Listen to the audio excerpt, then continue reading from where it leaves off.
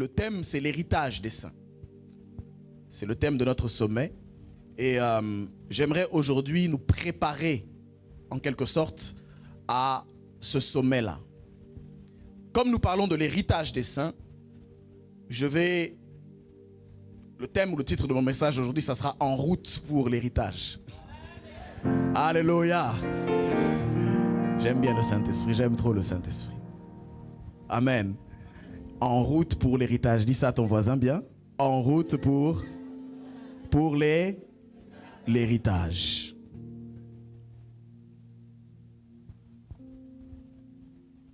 Je commencerai par nous proposer deux textes qui vont soutenir notre message.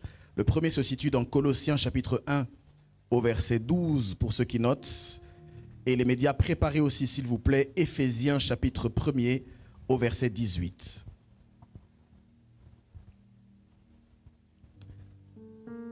Pendant que les versets sont affichés, j'aimerais lire avec vous.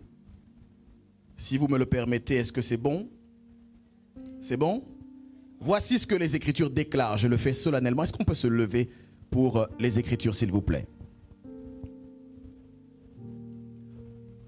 On va d'abord le lire ensemble. 1, 2, 3.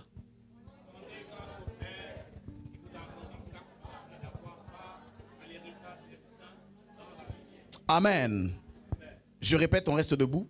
Rendez grâce au Père qui vous a rendu capable d'avoir part à l'héritage des saints dans la lumière. Le deuxième texte dans Éphésiens chapitre 1 verset 18 nous dit ceci. 1, 2, 3. Et tiens, qu'il illumine les yeux de votre cœur. Il y a encore la notion de luminosité ou encore de lumière. Pourquoi?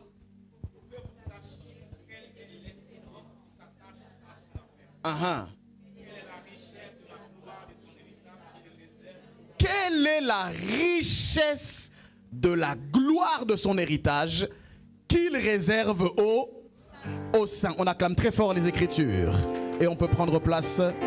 Acclame mieux que ça les Écritures. Alléluia. En route pour l'héritage. Amen. Ce matin, j'aimerais réveiller l'esprit de quelqu'un pour qu'il se prépare à l'héritage des saints. Lorsqu'on parle d'héritage, bien-aimé, on fait référence à des richesses, à des biens qui sont légués d'un supérieur vers un inférieur. L'héritage. Ici, nous ne parlons pas de n'importe quel héritage. Nous parlons de l'héritage des saints. Les saints, je donne juste quelques idées phares et fortes. Les saints ne sont pas ceux qui, par décision épiscopale, sont élevés au rang de dignité après leur mort, en étant inscrits dans le calendrier, comme nous l'avons toujours appris, notamment au travers de la catéchèse. La Bible ne parle pas des saints de cette manière-là. Lorsque la Bible fait mention des saints, elle parle de ceux qui sont sanctifiés, c'est-à-dire ceux que Dieu lui-même a mis à part pour son œuvre. Est-ce que quelqu'un me suit? Je parle donc à une personne ici. Tu dois comprendre que lorsqu'on parle des saints, on parle en réalité de toi et de moi. Je ne sais pas si j'ai parlé à un saint qui est conscient ici. Tu ne deviendras pas saint après ta mort. De toute façon, le calendrier est rempli déjà. Il n'y aura pas de nouveaux noms à inscrire. Est-ce que quelqu'un me suit? C'est à toi d'inscrire ton propre nom dans ton calendrier de vie. Tu es saint, je suis saint. Non pas d'abord en fonction de ce que je fais, même si ce que je fais a un sens. Mais je suis saint d'abord en fonction de qui je suis. Et qui je suis est déterminé par les Écritures et par la parole de Dieu. Est-ce que quelqu'un me suit? L'héritage des saints fait référence donc à tout ce que Dieu a mis à part.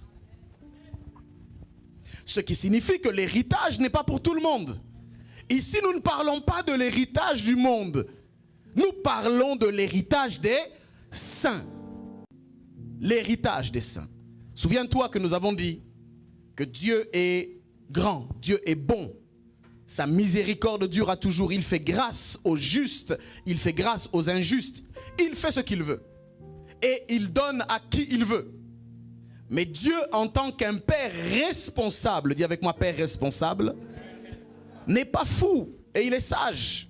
Et il sait que l'héritage, le sien, ne peut pas être donné à tout le monde. Il ne peut être donné qu'à ses enfants. Parce que n'importe quel père, même s'il a un meilleur ami, avec qui il a grandi, il serait insensé qu'il lègue son héritage à un ami pendant qu'il a des enfants qui sont là. L'héritage n'est donné qu'au fils. Est-ce que quelqu'un me suit? Et nous parlons ici de l'héritage des saints. Ne sois pas une personne bien-aimée qui ne fait que constater les choses. Non. J'aimerais que tu élèves ton esprit et que tu sois une personne qui s'interroge sur les choses. Quand tu vois quelqu'un émerger dans un domaine en particulier, ne sois pas pressé à juste dire « il émerge ». Oui, il émerge. Mais cherche à comprendre pourquoi il émerge et comment il émerge. Est-ce que quelqu'un me suit? Quand tu vois un mariage rayonner, ne crois pas que c'est juste à cause ou grâce à la chance. Il n'y a pas de hasard. Quand tu vois un ministère fonctionner, ne mets pas ça sur le dos des circonstances aléatoires. Non. Il y a toujours des causes. Quand tu vois quelqu'un fonctionner dans la vie comme un poisson dans l'eau, frère, arrête-toi. Ne fais pas que constater. Interroge-toi. Pourquoi et comment il fait? Est-ce que quelqu'un me suit? Je suis en train de vouloir te parler de l'importance et de la valeur du parcours. Oui. Parce que si tu ne comprends pas qu'il y a eu un parcours avant cela, tu vas croire comme beaucoup, et malheureusement beaucoup de chrétiens aujourd'hui, s'imaginent que la vie spirituelle, c'est une vie instantanée. Où on commence aujourd'hui, demain, on est déjà dans le ministère. Où on a reçu Christ aujourd'hui, demain, on a déjà évolué. Bien-aimé, la valeur du parcours est importante. Et parce que nous sommes en train de parler de l'héritage spirituel, de l'héritage des saints, j'aimerais que tu comprennes qu'il y a aussi un parcours qui nous emmène à manifester l'héritage. Est-ce que quelqu'un me suit? Est-ce que quelqu'un me suit bien? Bien-aimé, dans chaque parcours, il y a un message à entendre. Dans chaque parcours, il y a une histoire à raconter. Dans chaque parcours, il y a des leçons à tirer. Alléluia. Dis avec moi le parcours. Les conséquences de quelque chose sont générées par des causes. Et j'aimerais que tu comprennes aujourd'hui les causes ou encore ce qui amène à manifester l'héritage. Alors sois sage et observe le parcours de l'héritage. Alléluia. Je donnerai plus ou moins 4, ou je rappellerai pour certains, 4 grandes étapes pour manifester l'héritage. Bien aimé, on ne manifeste pas l'héritage comme ça. C'est faux. On n'atteint pas les sommets juste comme ça. C'est faux. Même Jésus n'a pas atteint les sommets du jour au lendemain. Il lui a fallu 30 ans de préparation pour performer 3 années et demie. Nous voulons nous préparer 3 ans et performer pendant 30 ans. Quand vous observez la vie de Jésus, vous allez vous rendre compte que même ce qu'il faisait instantanément, en réalité avait été préparé dans le secret. Vous allez vous rendre compte que lorsqu'il guérissait les malades, lorsqu'il opérait des miracles, Les miracles étaient souvent instantanés. Les miracles ne prenaient pas beaucoup de temps. Est-ce que vous vous rendez compte qu'il lui a fallu 2 mots pour qu'un défunt de 4 jours sorte d'un tombeau? 2 mots, Lazare sort. Et la Bible déclare, et le mort sortit. Les mains et les pieds liés des bandes. Quoi? 2 mots. Quelle autorité? Mais ce que j'aimerais vous faire comprendre, c'est que ce qui est visible, dans la face visible de l'iceberg, les 2 mots qui ont été prononcés, quand vous étudiez la vie de Jésus, 2 mots dans la journée, mais c'était parce qu'il passait toute la nuit à prier. Tu n'as pas bien dit amen? Sois guéri. Va. 1 mot, 2 mots, 3 mots. Jésus ne faisait pas beaucoup d'exercices dans la journée parce qu'il en faisait beaucoup la nuit. La préparation. Il se préparait la nuit pour performer le jour. Et j'aimerais te parler du parcours de l'héritage. Dis avec moi, en route vers l'héritage. Alléluia. Bien-aimé, dans ta vie, pour que nous puissions parler de l'héritage, ou pour que l'héritage te concerne, comprends premièrement qu'il y a une condition fondamentale à l'héritage. Cette condition-là dont je vais parler dans quelques instants, c'est une condition sans laquelle parler de l'héritage ne sera pour toi qu'une utopie ou une illusion. En fait, si tu n'as pas franchi cette première étape, tu es exclu de la conversation de l'héritage. Même si tu entends parler de l'héritage, même si tu adhères au message de l'héritage, et je dirais même si tu pries pour l'héritage, tu ne pourras jamais le manifester tant que la première condition fondamentale n'est pas remplie. Et cette première condition pour hériter de Dieu, c'est de naître de nouveau. Est-ce qu'il y a des gens qui sont nés de nouveau ici? Si tu es né de nouveau, dis Amen bien. Dis avec moi, naître de nouveau. Écoute-moi très bien. Si tu n'es pas né de nouveau, l'héritage ne te concerne pas. Tu peux, je le répète, entendre le message, adhérer, aimer, prier. Tu n'es pas concerné. Parce que l'héritage des saints ne concerne que ceux qui sont nés de nouveau. La nouvelle naissance, c'est donc la première condition de l'héritage. Naître de nouveau. Alléluia.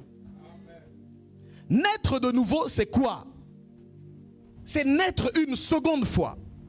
Ou c'est naître spirituellement parlant. J'aimerais rappeler aux chrétiens, Jésus a parlé de 2 naissances. Il y a ce qu'on appelle la naissance de la chair. Ce qui est né de la chair est chair. Et ce qui est né de l'esprit est esprit. Il faut que vous naissiez de nouveau. Naître de nouveau. Naître de nouveau consiste simplement à naître de l'esprit. Naître d'eau et d'esprit. Bien-aimé, je ne veux pas que tu puisses te tromper. Ici, j'aimerais te préparer à l'héritage. Peut-être que tu es là ce matin, que tu entends le son de ma voix et que tu ne comprends pas ce qui se passe dans ta vie. Tu te dis peut-être je vais à l'église et c'est une bonne chose d'aller à l'église. Tu te dis peut-être je prie, peut-être même que tu jeûnes et je bénis Dieu de ce que tu jeûnes.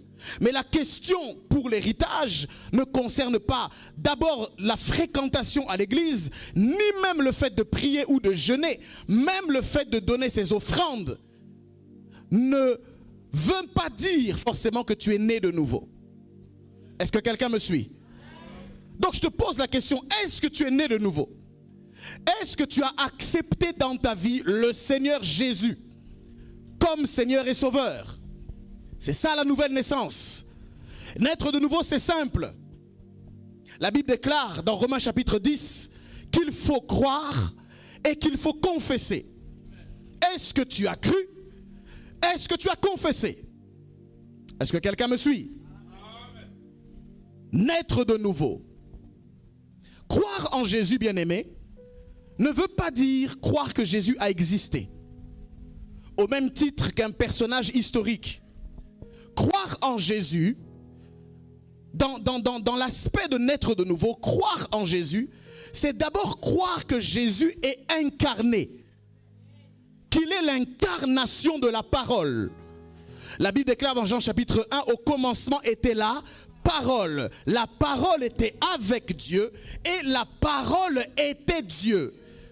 Est-ce que tu crois que Jésus est la parole?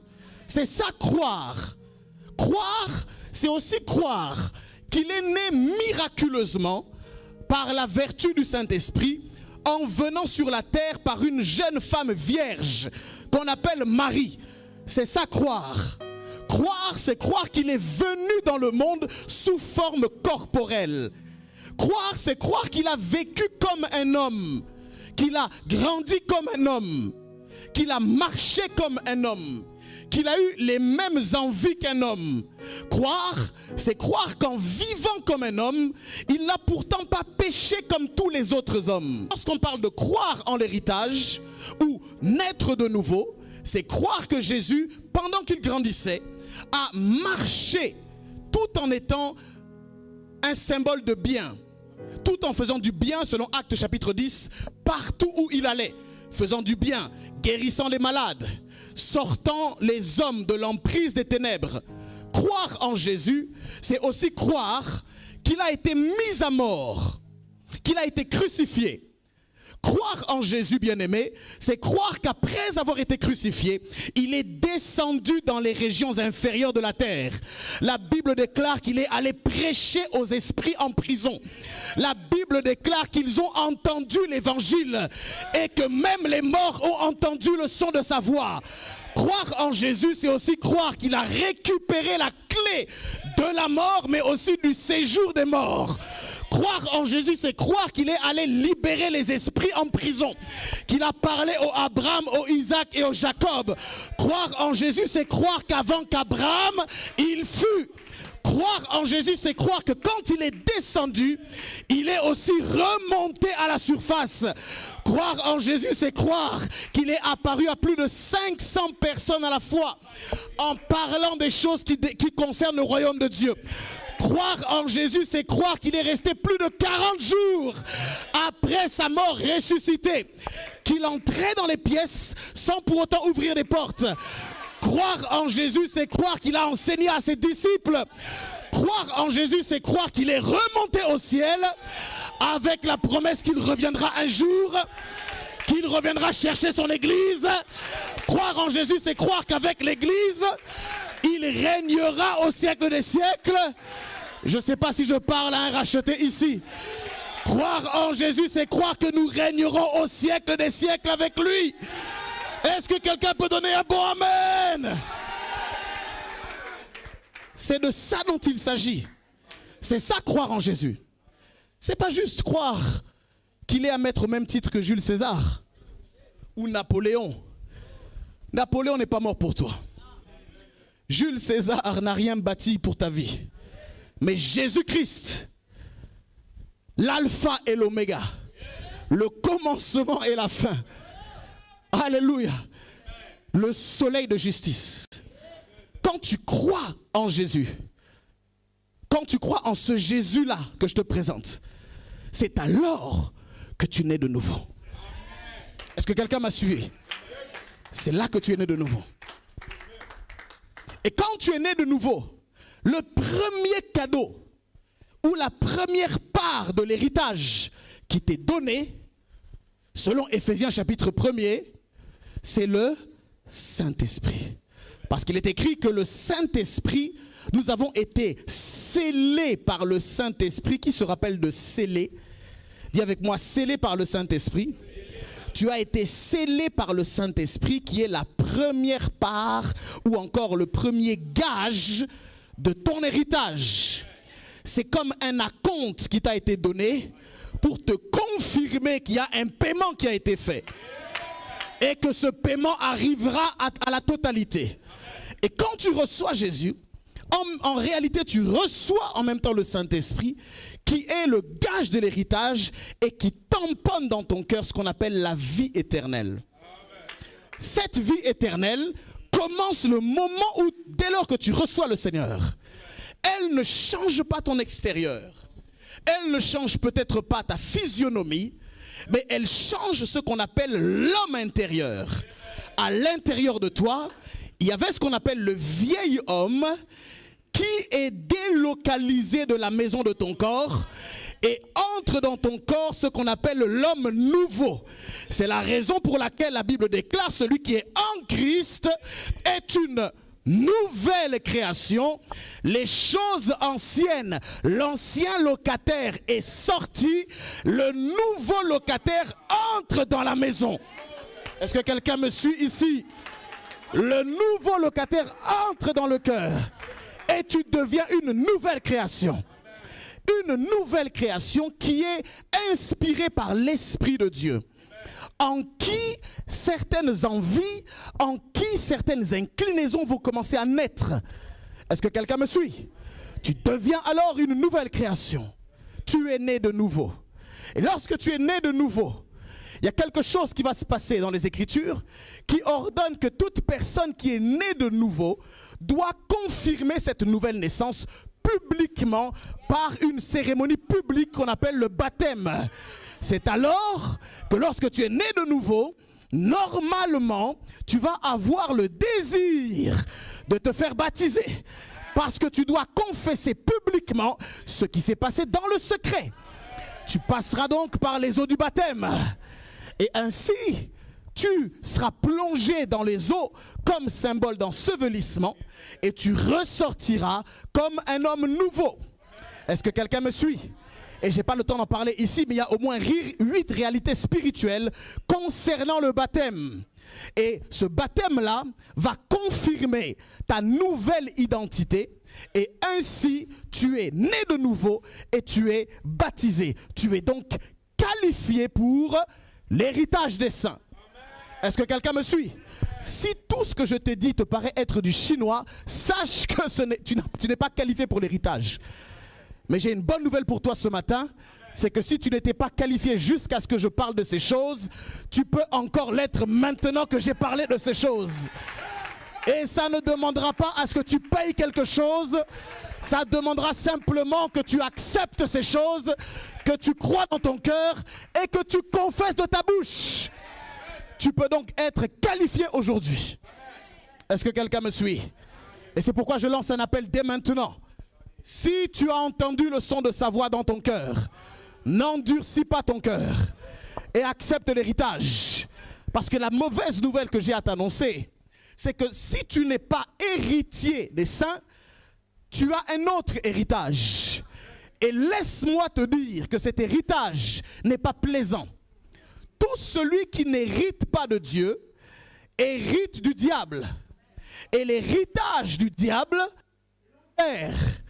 c'est l'enfer. C'est la séparation éternelle d'avec Dieu. Là où il y a des cris, là où il y a des tourments, là où il y a des lamentations perpétuelles. Est-ce que quelqu'un me suit? C'est la raison pour laquelle, lorsque Dieu regarde à la terre, il ne regarde pas à la couleur de peau. Il ne regarde pas d'abord à l'origine ethnique, il regarde d'abord si sa semence est dans l'être humain. Lorsque Dieu regarde la terre, il la divise en 2 catégories de personnes. Il y a ses enfants et il y a ceux qui ne sont pas ses enfants. Toute la création est la création de Dieu, mais toute la création n'est pas enfant, fille de Dieu. Est-ce que quelqu'un me suit? Parce que la paternité de Dieu se réclame par la nouvelle naissance. Dieu n'impose pas sa paternité sur ses créatures. Dieu suggère que les créatures elles-mêmes reconnaissent en lui la source de leur existence. Si tu es ici et que tu reconnais la source de ton existence, si tu reconnais que tu n'es pas sorti tout seul, toute seule, alors donne un bon amen au Seigneur.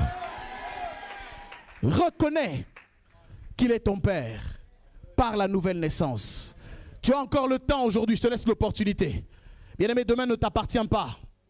Tu ne sais pas ce qui peut se passer demain. Je n'aimerais pas que tu aies l'héritage du diable. Et quand je parle d'être enfant du diable, ça ne veut pas dire qu'on aime le diable. Ça ne veut pas dire qu'on adore le diable. Ça ne veut pas dire qu'on fait des cultes rituels en faveur ou en l'honneur du diable. Ça veut tout simplement dire qu'on n'appartient pas à Dieu. Toute personne qui n'a pas dit oui à Dieu expressément est par défaut un enfant du malin. Est-ce que quelqu'un me suit? Je n'aimerais pas que tu gardes ce statut aujourd'hui. J'aimerais que tu sortes de ce statut aujourd'hui pour accepter la parole de Dieu et devenir enfant de Dieu. Dis avec moi, je veux devenir enfant de Dieu. Alléluia. Alléluia. La nouvelle naissance. Dis avec moi, la nouvelle naissance. Tu dois désirer être un grand esprit. Tu dois aspirer à être un grand esprit. Alléluia. Alléluia. Comment on devient un grand esprit? C'est en pratiquant les principes de la grandeur. Et dans les principes de la grandeur, comprends première chose, comme je l'ai dit, que tu dois régulièrement grandir d'abord dans ta connaissance. Si ta connaissance est limitée, tu limites en même temps ta croissance. Si ta connaissance est petite, tu ne permets pas à ton esprit de s'élargir. C'est pourquoi, pour grandir, tu dois régulièrement être exposé à la connaissance de Dieu. Et c'est pourquoi j'aime beaucoup dire, et mes fils et mes filles le savent, ne sois jamais orgueilleux face à la connaissance. Ne regarde jamais la connaissance en lui disant que tu connais mieux qu'elle. Parce que ça, c'est être insensé. Tu as besoin de grandir. Tu as besoin d'être exposé. Tu as besoin de te nourrir. Est-ce que quelqu'un me suit? C'est pourquoi on ne grandit pas dans la vie chrétienne en étant dans son coin et en croyant que YouTube, en croyant que Facebook, en croyant que suivre des lives sera suffisant. Non, ça ne suffit pas. Dans la vie chrétienne, même si ces choses ne sont pas interdites, tu dois comprendre qu'il y a un lieu où Dieu t'appelle pour aller dans ce lieu, pour grandir dans ce lieu. Et tu dois comprendre que ta croissance passe aussi par le frottement. Oui, tu dois te frotter aux frères, tu dois te frotter aux sœurs, tu dois grandir dans ton caractère, tu dois grandir dans le fruit de l'esprit, tu dois grandir en patience, tu dois grandir en pardon, tu dois grandir en amour, et toutes ces choses-là, tu dois les appliquer sur des frères et sur des sœurs, parce que tu ne vas pas te pardonner tout seul chez toi, tu ne vas pas pratiquer la miséricorde tout seul chez toi, tu ne vas pas donner de ta personne tout seul chez toi, les dons que tu as ne vont pas pourrir en toi tout seul chez toi. Le don que tu as, tu dois le mettre en pratique pour le service des autres. La grâce que tu as, tu dois la déployer pour le service des autres. On ne vit pas sa vie chrétienne seul et on ne peut jamais grandir tout seul. Même l'État sait que les enfants doivent être exposés à une vie sociale parce qu'ils vont se confronter à des différences de caractère, des différences de tempérament, des différences de vision. Toutes ces choses constituent la diversité et la variété qui est la volonté de Dieu. Bien-aimé, tu ne dois pas croire que tout le monde doit penser comme toi, réfléchir comme toi, s'habiller comme toi, parler comme toi. Tu as besoin que quelqu'un soit différent. Sors de ta zone de confort. Et c'est pourquoi j'exhorte une personne qui me suit en ligne. Si tu as la possibilité d'être là, tu dois être là. Est-ce que quelqu'un me suit? Tu dois être là. Parce que tout seul chez toi dans ton lit en mangeant tes pop-corn, il ne se passera rien. C'est dans la présence de Dieu que tu vas être exposé aux choses. C'est dans la présence de Dieu que tu seras même exposé à la contrariété. C'est dans la présence de Dieu que tu devras être exposé à la correction. C'est dans la présence de Dieu, c'est dans la présence de Dieu qu'on s'aime. C'est dans la présence de Dieu. Est-ce que quelqu'un me suit? Tu dois grandir. Dis avec moi, je dois grandir. Tu dois grandir. C'est la deuxième condition pour hériter. Parce que la Bible déclare dans Galates chapitre 4 verset 1, aussi longtemps que l'héritier est enfant, je dis qu'il ne diffère en rien d'un esclave, quoi qu'il soit le maître de tout, parce qu'il a au-dessus de lui des tuteurs et des administrateurs qui gèrent ces biens. C'est pourquoi tu dois grandir. Oui, tu dois grandir. Et oui, tu vas être blessé des fois. Mais la blessure te permettra de grandir. Et oui, tu subiras des fois des longues épreuves. Mais les longues épreuves t'apprendront la patience. Au-delà de la patience, elles t'apprendront la résistance. Au-delà de la résistance, elles t'apprendront l'obéissance en toutes circonstances. Tu as besoin des fois de grandir, d'être exposé à la contradiction. Oui, tu as besoin des fois, pour grandir, d'être exposé à une résistance. Tout ne pourra pas tout le temps aller dans ton sens. Il y a même des prières que Dieu ne va pas exaucer aujourd'hui parce que tu as besoin d'apprendre l'épreuve pour que le produit soit consistant et qu'il soit validé par le temps et par les épreuves. Dis avec moi, je dois grandir. Ouais, tu dois croître spirituellement. C'est comme ça que tu deviens un grand esprit. C'est comme ça que tu commences à développer l'excitation de la vie chrétienne. Il y a un moment où tu passais ton temps à lutter contre le péché. Mais quand tu grandis, à un moment donné, tout cela s'arrête. Ça y est, tu as enfin vaincu le mensonge. Ça y est, tu as enfin vaincu la contrariété. Ça y est, tu as encore vaincu la colère spirituelle que tu avais. Ça y est, tu as enfin tu as vaincu l'avarice que tu avais. Ça y est, tu as vaincu toute forme de perversion. Quand tu as grandi, c'est le moment où tu dis, enfin j'ai vaincu le diable. Je suis devenu un jeune dans l'esprit. J'ai vaincu le diable. Je l'ai vaincu dans tous les aspects du terme. S'il me cherche dans la fornication, il ne me trouvera pas.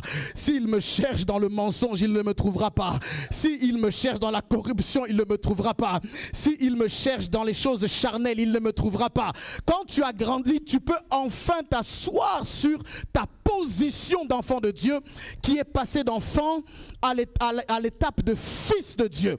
Et la Bible déclare dans Romains chapitre 8 que tous ceux qui sont conduits par l'Esprit de Dieu, c'est ceux-là qui sont appelés des fils de Dieu et non pas des enfants de Dieu. Alors bien-aimé, tu dois grandir. Dis avec moi, je dois grandir. Ouais, parce que la croissance et la maturité spirituelle, c'est le moment où tu deviens, au-delà d'être qualifié pour l'héritage, maintenant tu deviens attesté pour l'héritage. Maintenant tu peux être héritier parce que tu es un grand esprit, parce que tu es un jeune esprit. Je prie que là où tu es, tu traverses cette étape-là. Je prie que enfin, après toutes ces années de lutte contre le péché, tu puisses enfin marcher dessus. Tu puisses enfin parler de manière libre parce que tu sais que Dieu est avec toi. Parce que tu sais que le péché n'a aucun pouvoir. Tu sais que la mort même n'a aucun pouvoir. Tu n'as plus peur du péché. Tu n'as plus peur de la mort. Pourquoi? Parce que tu es devenu grand. Est-ce que quelqu'un me suit? Dis avec moi la croissance spirituelle. Quand tu es né spirituellement et que tu as grandi spirituellement, tu dois maintenant comprendre que la croissance doit t'amener aussi à croire en l'héritage. Alléluia. Alléluia. La foi pour l'héritage. La foi pour l'héritage. Amen, amen. Tu dois croire que l'héritage est disponible pour toi. Tu dois croire qu'il est possible de vivre sur la terre une vie surnaturelle. Tu dois croire qu'il est possible de vivre dans ce monde, mais avec la vie d'un autre monde. Tu dois croire que la santé divine est ton partage. Tu dois croire que la richesse divine est ton partage. Tu dois croire que la paix intérieure est ton partage. Tu dois croire que l'épanouissement total de ta vie est ton partage. Parce que si tu ne crois pas que cela est ton partage, tu ne pourras jamais manifester l'héritage. On ne manifeste que ce en quoi on croit dans la vie spirituelle. On ne manifeste que ce à quoi on met toute notre confiance. Est-ce que tu crois que c'est possible pour toi? Même si tu as été malade pendant 20 ans, est-ce que tu crois toujours que la santé divine est ton héritage? Même si tu as été jusqu'à présent, tu n'as jamais dépassé 1000 euros, ça fait 10 ans. Est-ce que tu crois que Dieu est ton Père et qu'en tant que Père responsable, il te veut du bien? Même si tu n'as pas de travail pendant X années, est-ce que tu crois que Dieu peut faire de toi un travail? Est-ce que tu crois en l'héritage? Même si tu as vécu des déceptions amoureuses, est-ce que tu crois que Dieu est capable de te restaurer? Même si tu as eu le cœur brisé en 1 million de morceaux, est-ce que tu crois que Dieu peut te relever? Même si tu as subi des incestes, des viols à répétition, est-ce que tu crois que Dieu peut encore faire de toi un témoin? Bien-aimé, c'est ça l'héritage. C'est ça, croire en l'héritage. Parce que le diable est très subtil. Il peut te laisser croire en Jésus sans pour autant te laisser croire en l'héritage qu'il te donne. Il peut te laisser croire dans le Seigneur sans pour autant être déterminé à obtenir du Seigneur tout ce qu'il a pour toi. Il peut, à cause des circonstances de la vie, t'amener à réaliser et à conclure que finalement, ça n'est peut-être pas pour toi. Que finalement, l'abondance n'est pas pour toi. Que finalement, un mariage heureux n'est pas pour toi. Que finalement, des finances stables ne sont pas pour toi. Que finalement, un travail significatif n'est pas pour toi. Il va tout faire pour te laisser croire que tu peux croire en Jésus, mais que tu peux croire en Jésus tout en étant frustré dans la vie et que ça va ensemble. Il veut te faire croire que tu peux accepter de croire dans le Seigneur tout en ayant une vie misérable émotionnellement parlant. Bien-aimé, ce sont des mensonges qui viennent droit de l'enfer. Et croire en l'héritage, c'est commencer par refuser tous les mensonges que le diable envoie. J'aimerais te dire, tu n'es pas obligé de vivre dans la tristesse. J'aimerais te dire, Jésus est venu pour régler ce problème. Et même si ça n'a pas encore été réglé, tu dois croire qu'il veut le régler. Je ne sais pas si je parle à un héritier ou une héritière ici, mais tu dois croire que c'est sa volonté.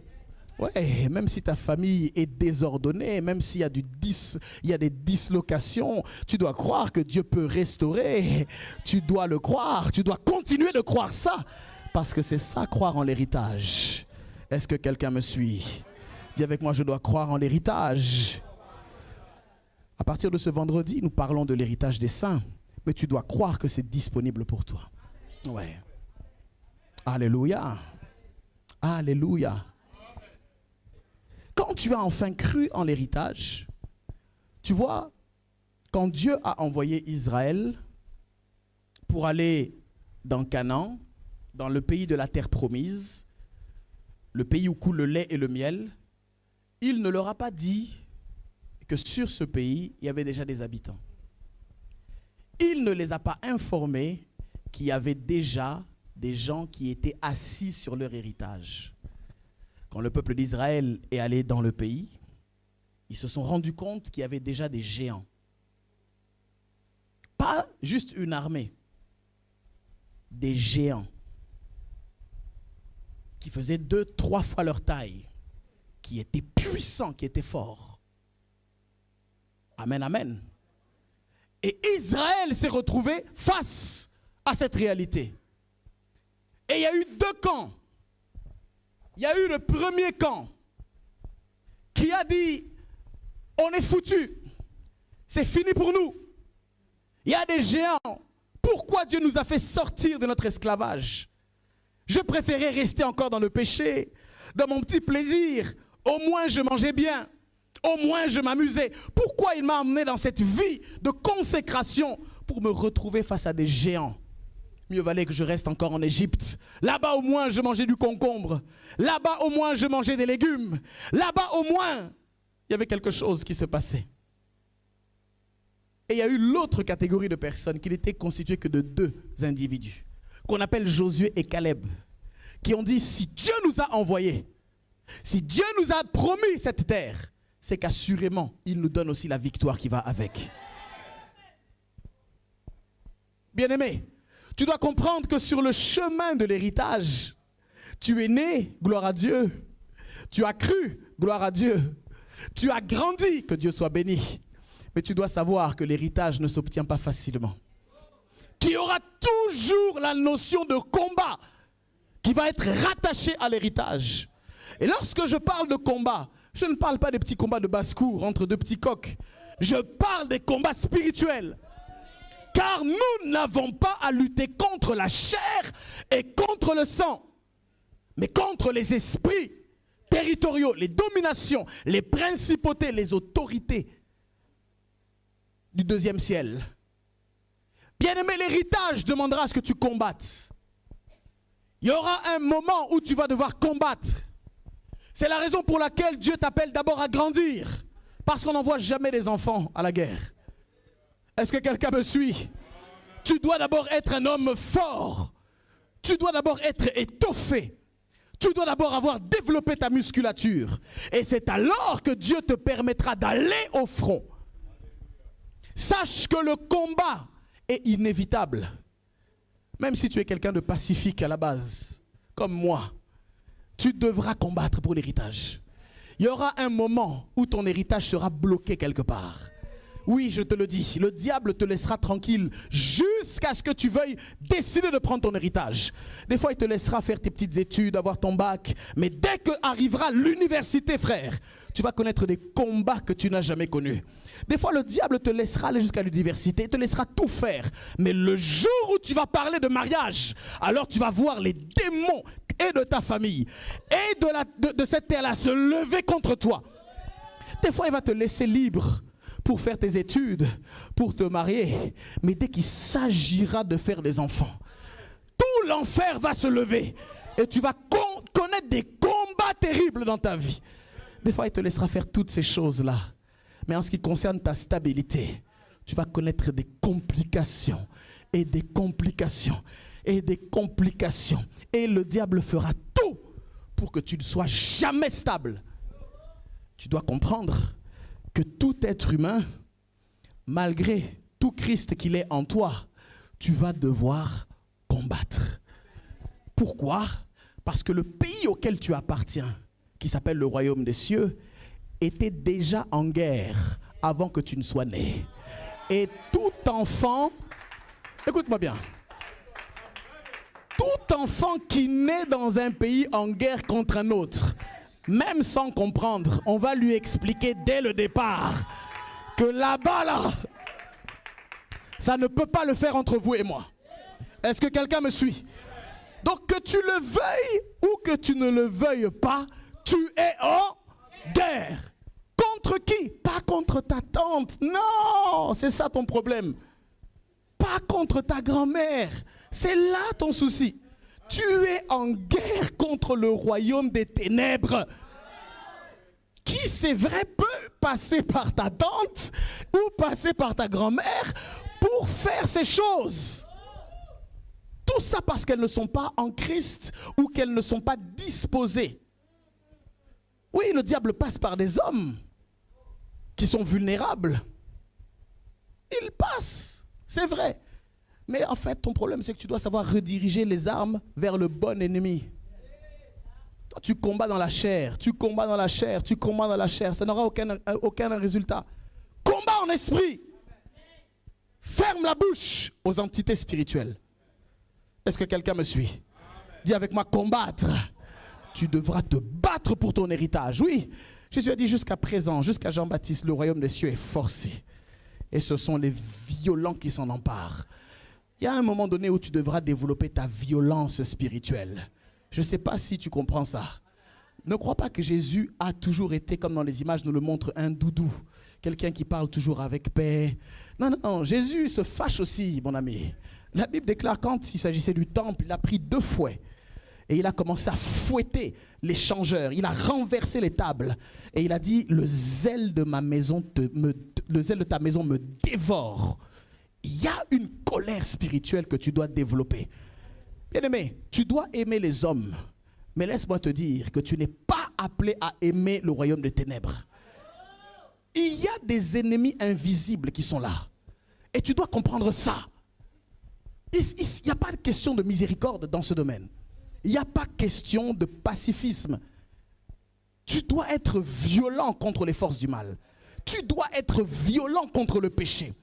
Tu dois être violent contre le diable et ses démons. Tu dois être violent contre le royaume des ténèbres. Ah! Je ne sais pas si je parle à quelqu'un. Frère, Aime les hommes, aime Dieu et aime les hommes, mais sois violent contre le mal. Sois violent contre toute espèce de perversion. Sois violent contre la méchanceté. Sois violent contre les œuvres des ténèbres. Pour eux, tu as l'autorisation de les haïr. Je sais que tu dis pas amen parce que tu es trop bon dans ton cœur. Tu es trop un enfant de cœur. Frère, sois violent, je te le répète. Tu dois avoir une sainte haine contre le diable. Une fois, j'ai aimé, je parlais de ça avec ma femme une fois. Je voyais ma fille qui priait avec sa cousine. Ils priaient, à un moment donné, je sais pas, ils ont pris autorité. Ils ont commencé à prier contre le diable. Ils disent, Satan, on t'aime pas, t'es méchant. Tiens. J'ai dit, voilà. Voilà. Elles ont compris. T'es pas gentil, t'es moche. Va là-bas, on veut pas de toi. Voilà. J'ai dit, elles ont compris. Est-ce que quelqu'un me suit? C'est comme ça que tu dois penser. Enseigne ça même à tes enfants. Qu'ils haïssent le mal jusqu'au plus profond. Qu'ils haïssent le mensonge. Qu'ils haïssent la corruption. Il faut qu'ils aient ces choses-là. Que ça ne trouve pas de place dans leur cœur. Que ça n'ait aucune place dans leur bouche. Est-ce que je suis en train de parler à quelqu'un? Tu dois combattre. Dans la vie, il y a l'aspect du combat. Toute personne qui n'est pas prête à combattre et qui pense que tout va aller sur un petit fleuve, que ça va être tranquille, frère, tu te trompes. La vie est cruelle. Des fois, même sans rien comprendre, tu nais dans le monde, elle te gifle directement. Est-ce que quelqu'un me suit? Beaucoup d'entre vous, vous le savez. Vous naissez dans des circonstances, vous n'avez rien choisi. Il y a des contextes bizarres dans lesquels vous êtes. Vous rentrez dans une famille compliquée. Vous rentrez dans des zones compliquées. Même là, aujourd'hui, vous savez que ce n'est que la grâce de Dieu qui vous a emmené. Il y a longtemps déjà, vous devriez être parti. Frère, il faut combattre. Dis à ton frère et à ta soeur, tu dois combattre. Oui, pour l'héritage, il faut combattre. Il faut que tu combattes. Et ce combat-là, ce n'est pas un combat facile. C'est un combat de récupération. Parce qu'en réalité, l'héritage est à toi. Mais il semblerait que l'ennemi, la Bible déclare dans Jean 10, que le voleur ne vient que pour égorger, dérober et détruire. C'est à toi, mais il vient pour détruire. C'est à toi, mais il veut se l'accaparer. Ça t'appartient, c'est à ton nom. Pourtant, il le vole. Et tu devras te battre. J'ai bien dit, tu devras te battre. Ce n'est pas Dieu qui va se battre à ta place. Parce que Dieu t'a déjà donné l'arme. Et l'arme, c'est le nom de Jésus. Il t'a déjà donné l'arme. Ouais. C'est à toi de détruire avec ta langue. C'est à toi de construire avec ta langue. Tu as le pouvoir. Il dit, je vous ai donné le pouvoir de marcher sur les serpents, sur les scorpions et sur toute la puissance de l'ennemi. Et rien ne pourra vous nuire. Tu as donc le pouvoir. Alléluia. Tu as le pouvoir sur les démons. Chasse-les. Tu as le pouvoir sur le diable. Résiste-lui. Tu as le pouvoir sur le péché. Fuis le monde. Tu as même le pouvoir sur ta chair. Crucifie-la. En d'autres termes, agis. Dieu t'a donné les possibilités. Fais-le. Le problème, c'est que nous ne le faisons pas. Lorsque le péché vient frapper à notre porte, nous lui demandons pourquoi il est là. Nous entamons des conversations avec lui. Nous cherchons à négocier avec lui. Mais je t'avais dit la dernière fois que je ne voulais pas de toi. Oui, mais comprends-moi, j'ai nulle part où aller. S'il te plaît, juste une nuit. Non, franchement, on a dit que c'est fini. Non, mais tu vas quand même pas me laisser comme ça. Bon, ok, bon, tu viens, mais tu restes pas dans la chambre. Tu restes seulement au salon. Et c'est là où tu ouvres la porte. Tu vois, tu te laisses avoir. Ça fait 10 fois qu'il fait le même coup. Tu te laisses avoir. Tu sais comment le péché, tu sais, parce que le péché a un processus. Jacques nous explique qu'il a un procédé. Et il y a des gens qui sont quand même marrants. Ils savent que c'est le péché qui est là. Ils le savent clairement. Mais ils ne combattent pas fermement. Ils essayent de trouver des excuses. Bon, viens quand même. Dors au salon. Et ne m'appelle pas la nuit. Et puis la nuit, le péché frappe à ta porte encore. Je t'avais dit de me laisser tranquille. Non, mais j'ai un problème, viens. Et puis petit à petit, tu te fais embobiner. Et finalement, Tu te retrouves le matin, tu te réveilles, le péché est juste à côté de toi. Il est juste là à côté de toi. Sois catégorique. Ton amen est faible, hein? Est-ce que tu peux me donner un amen catégorique? Sois ferme. Sois ferme face à ça. Il n'y a pas de pitié. C'est fini, c'est fini. Parce que le diable est futé, il est malin. Il peut te laisser temporairement. Rendez-vous dans 6 mois. Te laisse vivre, te réjouir.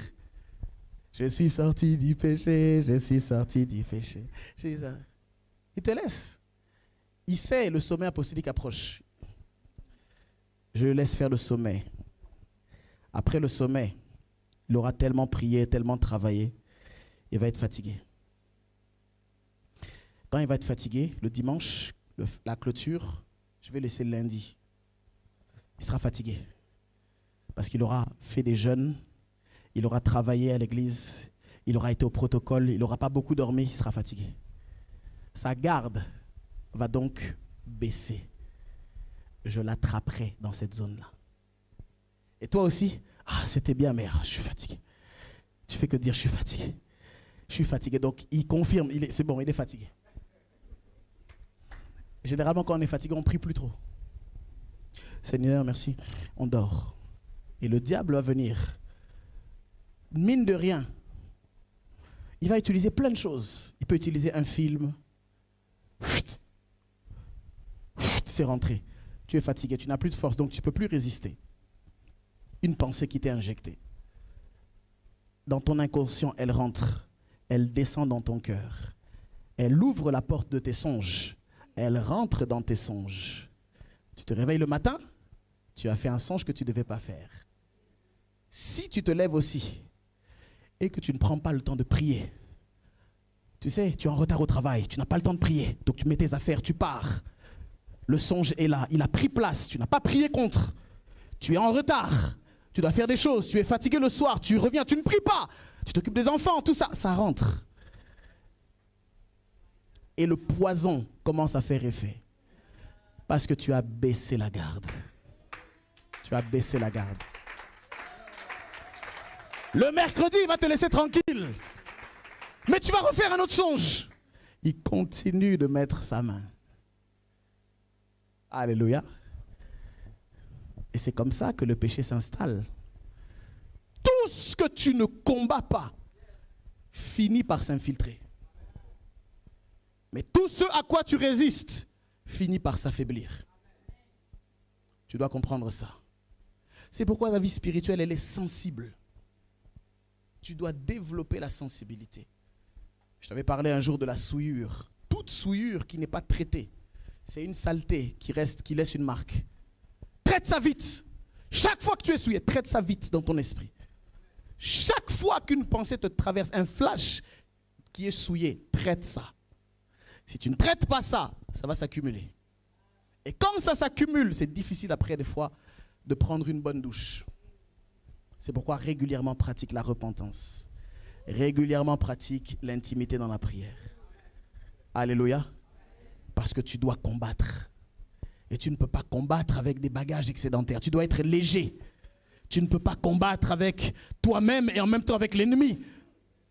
Tous ceux qui n'ont pas réussi à se vaincre eux-mêmes ne peuvent pas être qualifiés pour combattre l'ennemi. Le premier ennemi que tu as, c'est ta chair. C'est pourquoi ceux qui sont charnels ne sont pas envoyés dans le combat spirituel. Est-ce que quelqu'un me suit? Dis avec moi, combattre. Tu dois combattre pour hériter. Alors, bien-aimé, je voulais te faire ces quelques rappels pour que dans la préparation du sommet apostolique qui arrive, tu sois en mesure d'avoir toutes les informations nécessaires pour bénéficier de ce moment-là. Si tu n'es pas né de nouveau, aujourd'hui je t'invite à le faire. Et je vais même faire un appel, pourquoi pas, à la nouvelle naissance. Si tu l'as déjà fait, bien-aimé, ne doute plus de ce que tu l'as fait. C'est fait. C'est déjà fait. Jésus n'est mort qu'une seule fois, pas 2, pas 3, pas 10 fois. Si tu l'as fait, tu l'as fait.